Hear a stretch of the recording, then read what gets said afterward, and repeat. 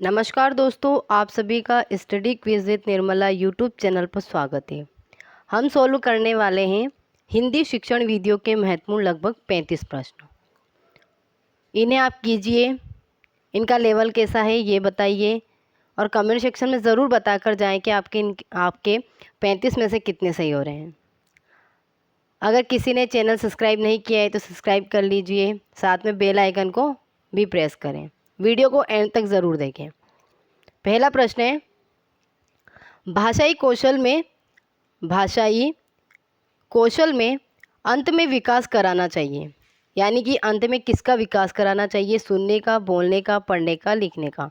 तो यहाँ पे राइट आंसर आएगा डी, लिखने का। अगर पूछा जाता कि भाषाई कौशल में प्रारंभ में विकास कराना चाहिए तो किसका करवाएंगे हम? सुनने का। लेकिन यहाँ पूछा गया है अंत में, तो राइट आंसर आएगा डी, लिखने का।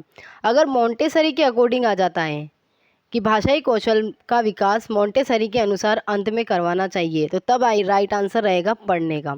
ओके, तो यहाँ पर करेक्ट आंसर है डी। नेक्स्ट, समवाय विधि उपयोगी है रचना शिक्षण में, व्याकरण शिक्षण में, अ व ब दोनों में या फिर कोई नहीं। तो राइट आंसर यहाँ पे रहेगा रचना शिक्षण और व्याकरण शिक्षण दोनों ही के लिए ही उपयोगी है।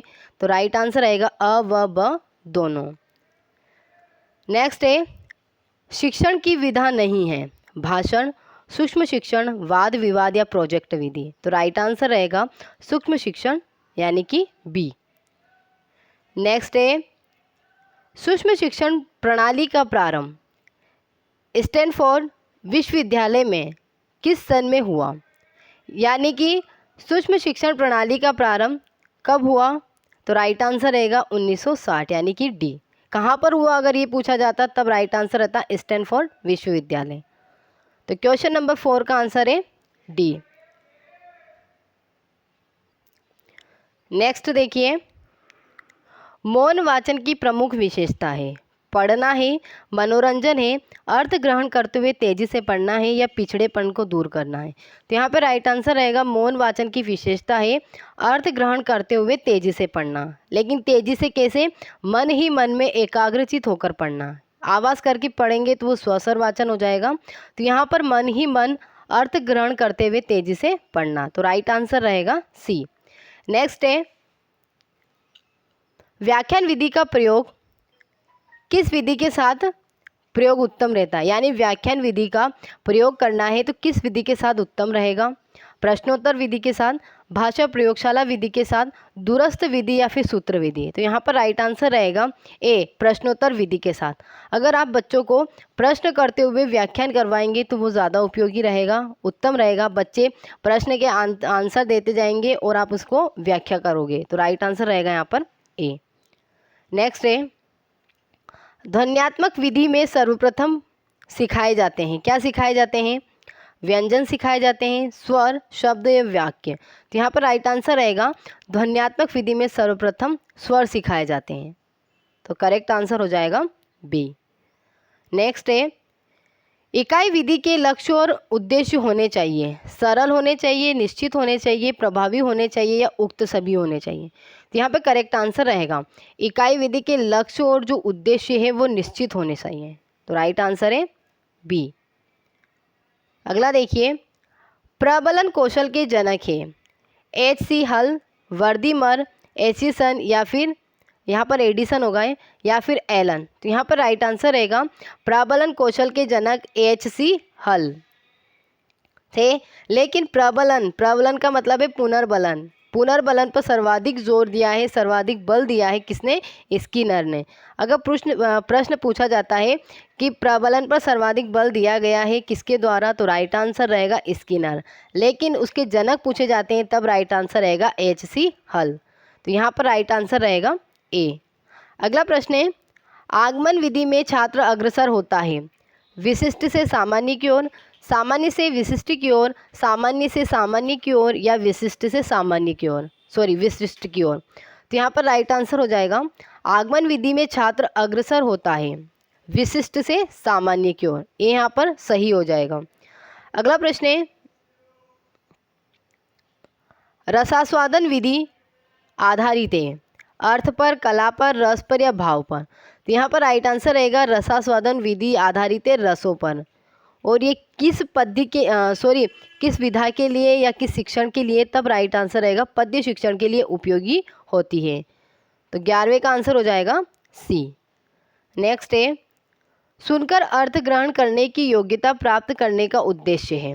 भावात्मक, कौशलात्मक, ज्ञानात्मक या रागात्मक। तो यहाँ पर राइट आंसर रहेगा सुनकर अर्थ ग्रहण की योग्यता प्राप्त करने का उद्देश्य है ज्ञानात्मक, सी हो जाएगा। नेक्स्ट है, सूत्र प्रणाली किस सिद्धांत पर आधारित है। सामान्य से विशिष्ट की ओर, सूक्ष्म से स्थूल की ओर, पूर्ण से अंश की ओर या विशिष्ट से सामान्य की ओर। तो राइट आंसर होगा पूर्ण से अंश की ओर। क्वेश्चन नंबर 14, मूल्यांकन में निष्पक्षता बनाए रखने के लिए प्रश्न होने चाहिए। कैसे होने चाहिए? लघुत्रात्मक, अति लघुत्रात्मक, वस्तुनिष्ठ या फिर निबंधात्मक। तो यहाँ पर करेक्ट आंसर होगा वस्तुनिष्ठ प्रश्न होने चाहिए, यानी कि सी। 15, साहचर्य विधि का आविष्कार किया था। साहचर्य विधि का आविष्कार किया था किसने? हर्बर्ट ने, मॉन्टेसरी ने, हंटर ने या फिर डेविड ने। तो यहाँ पर राइट आंसर क्या रहेगा? साहचर्य विधि के जो प्रतिपादक है वो है मॉन्टेसरी, राइट है बी।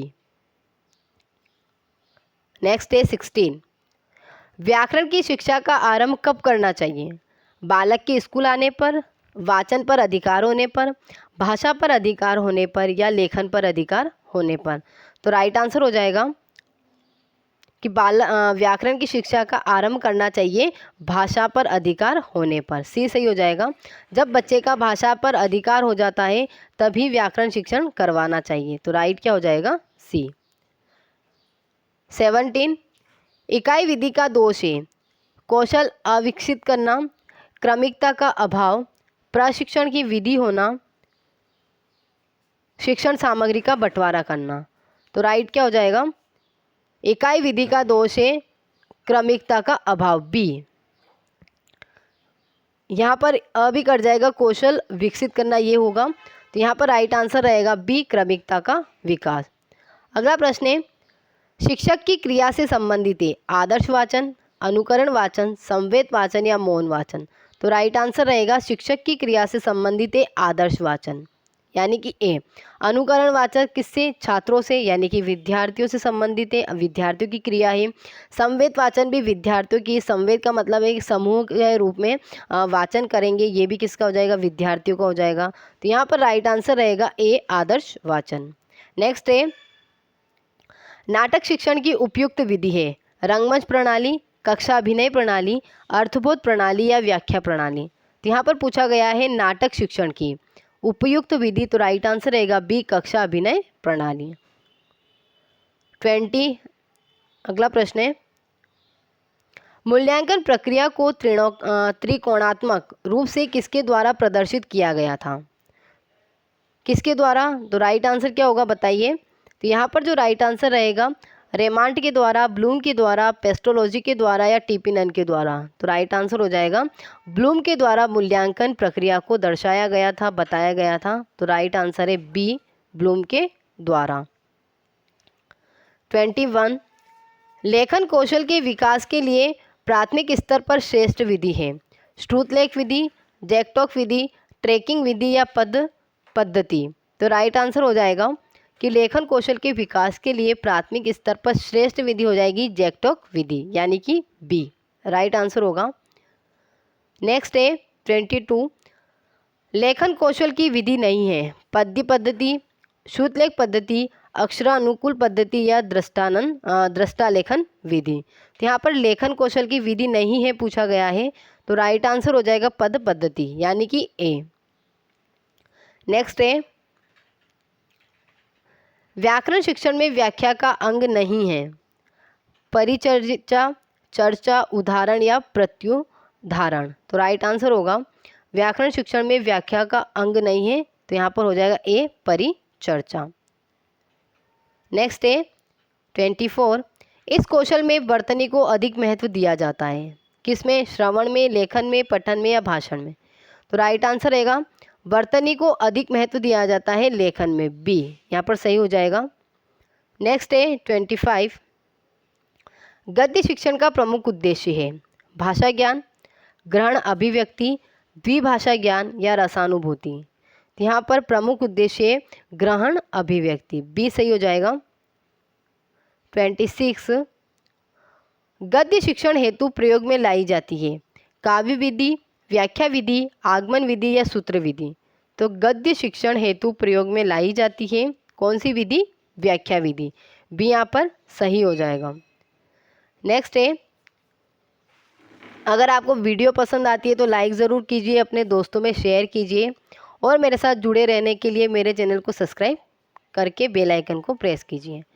यहाँ पर देखिए 27 काठिन्य निवारण की सुकराती विधि है प्रश्नोत्तर विधि, उद्बोधन विधि, प्रवचन विधि या स्पष्टीकरण विधि। तो राइट आंसर हो जाएगा सुकराती विधि। सुकरात ने कौन सी विधि दी थी? प्रश्नोत्तर विधि। तो राइट आंसर रहेगा ए प्रश्नोत्तर विधि। नेक्स्ट है, बार बार रटने की विधि है अव्याकृत विधि, परायण विधि, व्याख्या विधि या सूत्र विधि। तो बार बार रटने की विधि है परायण विधि, जिसे पारायण विधि भी कहते हैं। इस विधि के अंतर्गत जो सूत्र होते हैं उनको कंठस्थ करवाया जाता है। तो राइट आंसर है बी। 29 बुद्धि के आउटपुट है श्रवण, भाषण, लेखन, भाषण व लेखन। तो क्वेश्चन नंबर 29 का आंसर रहेगा बी भाषण। बुद्धि के आउटपुट है भाषण। नेक्स्ट है, समास शिक्षण हेतु सूत्र काम आता है ज्ञात से अज्ञात, स्थूल से सूक्ष्म, सूक्ष्म से स्थूल, ज्ञानेंद्रिय पाठन। तो राइट आंसर रहेगा 30 का स्थूल से सूक्ष्म, यानी कि बी यहाँ पर सही हो जाएगा। नेक्स्ट है 31 काठिन्य निवारण विशेष बल दिया जाता है। काठिन्य निवारण में विशेष बल दिया जाता है नाट्य शिक्षण में, गद्य शिक्षण में, पद्य शिक्षण में या व्याकरण शिक्षण में। तो यहाँ पर राइट आंसर हो जाएगा गद्य शिक्षण में, यानी कि बी। 32 रचनात्मक मूल्यांकन किया जाता है सतत मूल्यांकन के रूप में, सत्रांत में यानी कि सत्र के अंत में, सत्र के प्रारंभ में या कभी नहीं। तो रचनात्मक मूल्यांकन किया जाता है 32 का राइट आंसर रहेगा सतत मूल्यांकन के रूप में, यानी कि ए यहाँ पर सही हो जाएगा। नेक्स्ट है, स्वाध्याय के सोपान है नियोजन, क्रियान्वयन, मूल्यांकन या उक्त सभी। तो राइट आंसर हो जाएगा स्वाध्याय के सोपान ये सभी होते हैं नियोजन, क्रियान्वय, मूल्यांकन। राइट आंसर रहेगा डी उक्त सभी। नेक्स्ट है, यही 33 प्रश्न थे, आप इन्हें कीजिए और कमेंट सेक्शन में ज़रूर बताएं आपकी कितने सही हुए। वीडियो को एंड तक देखने के लिए आप सभी का बहुत बहुत धन्यवाद।